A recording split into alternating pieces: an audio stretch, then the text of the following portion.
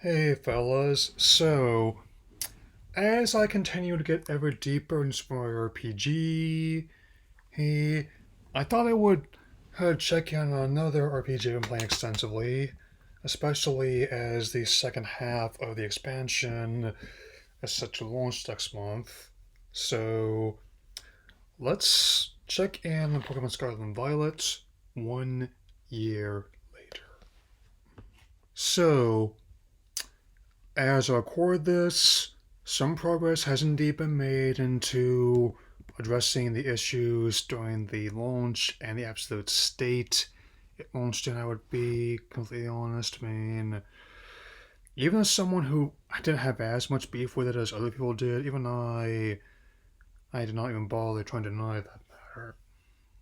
That being said, it has sold as of this past September her 23.23 million copies worldwide across all versions, and and has a fair amount of defenders such as myself in it, which definitely he doesn't have. Obviously, no one likes it. I mean, I once suggested that the only thing that would have stopped the series momentum is if it launched on something like that, but apparently that was only it wasn't entirely correct. I mean, again, Bethesda still has something of a fan base, and I will just deal with the discourse around Starfield as it comes. And I'm taking like the Cyberpunk comparisons in stride as well, man. Since both are definitely ones I admire for their ambition, as well as somewhat. I've only kind of like the funny glitches in both of those ones, like how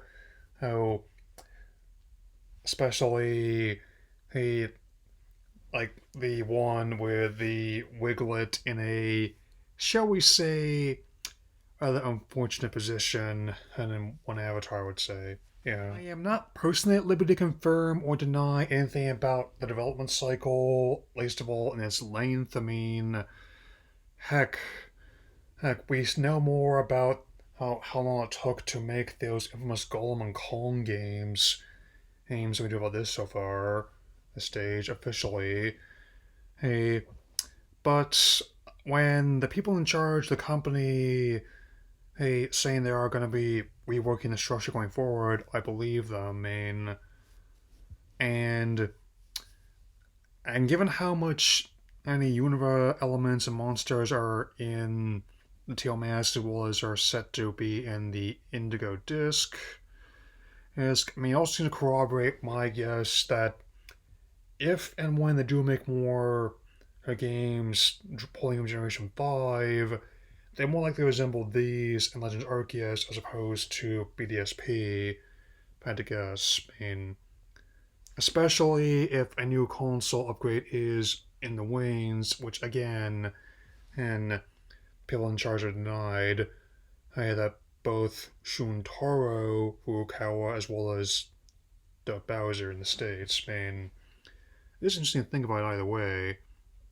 And it's not like having some bugs isn't a deterrent was a deterrent in the past. I mean,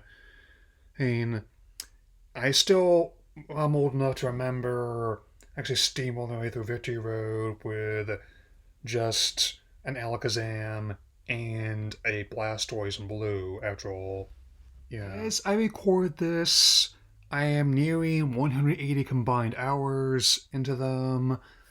I'm about to who take on the Blood Moon Ursaluna mission and in the Teal Mask, and I want to try and complete as much of both the main Pokedex and the Kitakami Dex as I can before the Indigo Disc goes live next month.